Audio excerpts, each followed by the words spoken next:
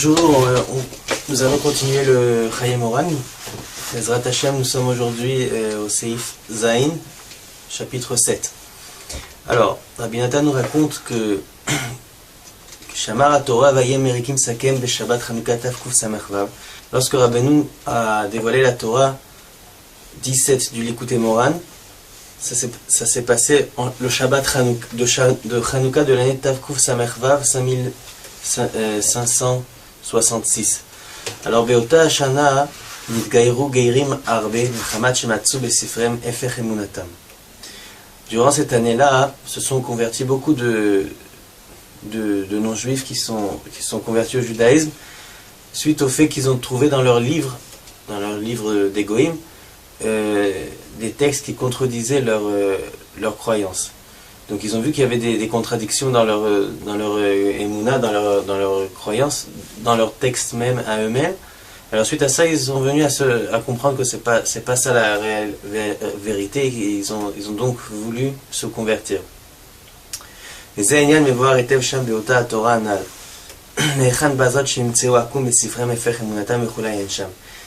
ce fait-là, que les goïms puissent trouver dans leur propre texte des choses qui contredisent leur croyance, ça c'est Rabbeinu, il en parle dans cette Torah-là. Il explique là-bas, Rabbeinu, comment ce phénomène se crée suite au fait qu'on donne de la tzedaka aux tzadikim et aux personnes nécessiteuses. Alors, en donnant beaucoup de tzedakot, alors on crée une situation telle que ce qui s'est passé, c'est-à-dire que les goïms trouvent dans leur propre livre à eux-mêmes des choses qui contredisent leur foi. Et donc ils viennent ensuite à se convertir. Be'ur ha'inyan kipshuto, ki kvar nishmeu dvarim kaelu mipi kama gerim. ובפרט באותה השנה שאמר רבנו זיכרונו לברכה מאמר הזה, אז היו בעולם מעשיות הרבה כאלו. שפתאום אחר שבת חנוכה שאמר רבנו זיכרונו לברכה, אז המאמר הנ"ל, אז נתגייר פתאום כומר אחד מכפר. Alors Rabbi Nathan nous raconte que ils ont vu ça vraiment concrètement, comment beaucoup de goïms se sont convertis durant cette année, suite à la Torah de Rabbeinu, ce dévoilement de la Torah de Rabbeinu. Il raconte aussi qu'il y a eu un curé qui était dans un village à côté de chez Rabbeinu, qui lui-même s'est converti au judaïsme suite au fait qu'il a trouvé dans ses propres livres dans ses livres de Goïm, il a trouvé des choses qui contredisaient leur foi. Alors il s'est converti au judaïsme juste après que Rabbeinu a raconté cette Torah, juste après ce Shabbat Chanukah.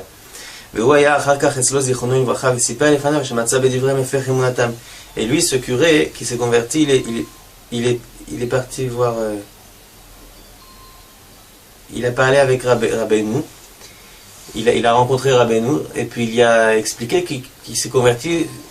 Il s'est vraiment converti suite au fait qu'il a trouvé des contradictions dans leur propre livre. Rabbi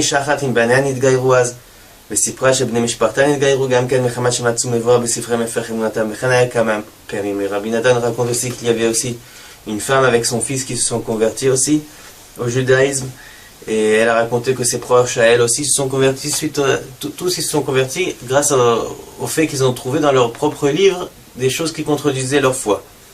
גם מהגר צדק פוטוצקי שהיה בדורות הקודמים הסמוכים שהוא מפורסם מאוד, מספרים ממנו גם כן שנתגייר מחמת שמצא בספרי מפך אמונתם.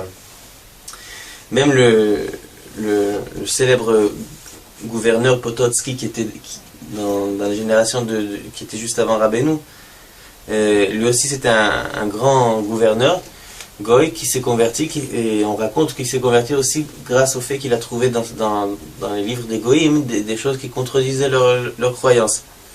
Rabbi Nathan raconte que lui-même il a aussi parlé avec un converti qui lui a raconté le même fait, que lui-même il s'est converti aussi grâce au fait qu'il a trouvé dans les livres des Goïm des choses qui contredisaient leur émouna. Et selon la Torah que Rabbeinu a dévoilée, où là-bas il explique comment se crée ce phénomène, alors on comprend parfaitement le secret de la chose.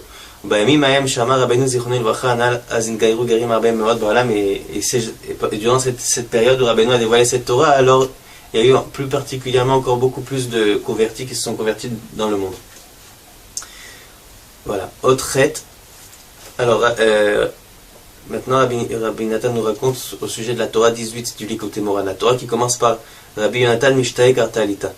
Alors, איזה זמן קודם שמר התורה הזאת, נכנסנו פעם אחת אליו, אני וחברי, ובאנו לחדרו. Alors, quelque temps avant que Rabbeinu ait dévoilé cette Torah-là, la Torah 18, alors Rabbi Nathan raconte qu'il est rentré chez Rabbeinu avec son copain, avec son ami, ils sont rentrés tous les deux chez dans la chambre de Rabbeinu, והיה שוכב על מיטתו והתחיל לדבר עמנו. Rabbeinu était couché sur son lit, il a commencé à leur parler. ענה ואמר, אני חייתי היום חיים שלא חייתי עדיין מעולם. Alors Rabbeinu leur a raconté qu'il a vécu aujourd'hui, durant cette journée, une vie qu'il n'a jamais vécue durant toute sa vie. Une sorte de vie spéciale. והתחיל לדבר עמנו, כי יש כמה מיני חיים, והכל נקרא חיים, אבל היום חייתי חיים טובים שלא חייתי מעולם חיים כאלה. Rabbeinu leur a expliqué qu'il y a plusieurs sortes de vie. Et toutes ces sortes-là, ils sont tous appelés une vie. Ils sont tous inclus dans le mot vie. Mais c'est pas les mêmes sortes de vie. Et la vie qu'il a vécue ce jour-là, Rabbeinu, il a jamais vécu une telle vie. ואחר כך התחיל לדבר ולזרוק מפיו הקדוש דיבורים וגילה קצת ראשי פרקים מהתורה קרטליתה ולא גילה לנו כל התורה אז בפירוש, רק ראשי פרקים בשמחה גדולה. Ensuite Rabbeinu a commencé à leur raconter quelques passages de cette Torah-là 18 sans leur dévoiler toute la Torah en un seul morceau. Il leur a dévoilé juste quelques extraits de la Torah avec une grande simcha et une grande joie. גם אחר כך דיבר עמנו עוד בזמנים אחרים כמה פעמים עניין החיים הנ"ל שהכל נקרא חיים. Ensuite,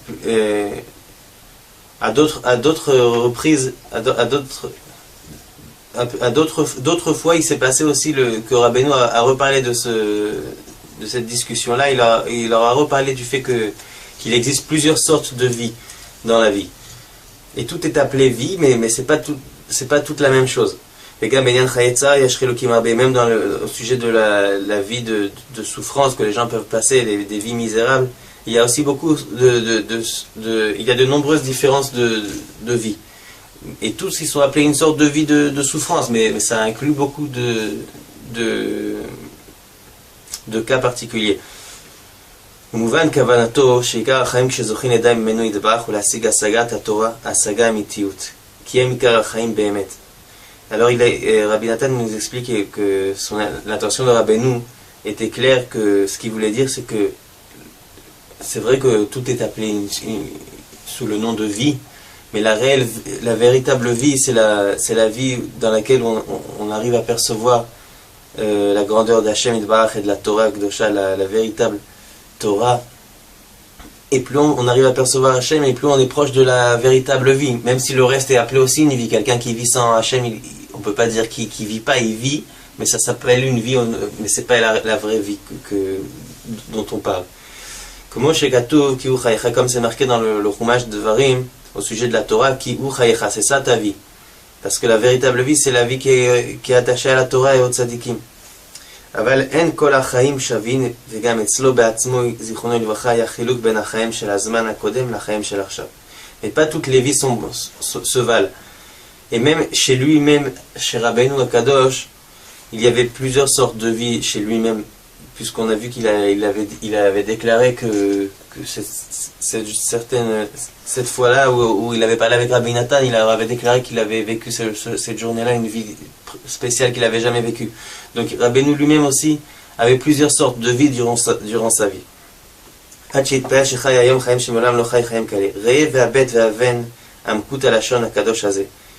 Le Rabbi Nathan nous dit de prêter attention et de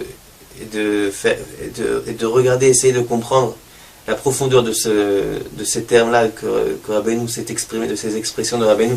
Ashrenu shezachinu lirot ish chai kazeh. Alors Ashrenu, soyons heureux qu'on a eu le mérite de voir une personne vivante comme ça, comme Rabbeinu. Ensuite, chapitre 9. Tisha tikunin yakirin. Siman chaf. La Torah 20 du Likutei Moran. Zot la Torah nemra be Rosh Hashanah Tafkuf Samech. Et cette Torah a été dit durant Rosh Hashanah Tafkuf Samech et 5565. Shechal beyom chamishi ve shishi. Alors à cette époque, le Rosh Hashanah est tombé jeudi et vendredi. Bakaitz hakodem ben Pesach la'atzaret haynu etzlo ba'et shaya po mechutanu harav bechamelnik. Rabbi Nathan nous raconte que durant l'été qui précédait ce Rosh Hashanah, alors il était chez Rabbeinu. Et puis, pendant entre Pessah et Shavuot, alors ils étaient chez Rabbeinu. Pendant cette période se trouvait chez Rabbeinu aussi le beau-père de Rabbeinu, le Rav de Chamelnik, de la ville de Chamelnik. Et à ce moment-là, Rabbeinu leur avait raconté à ses élèves une vision très spéciale et très profonde qu'il avait pu voir durant cette période. Une vision qui commence par...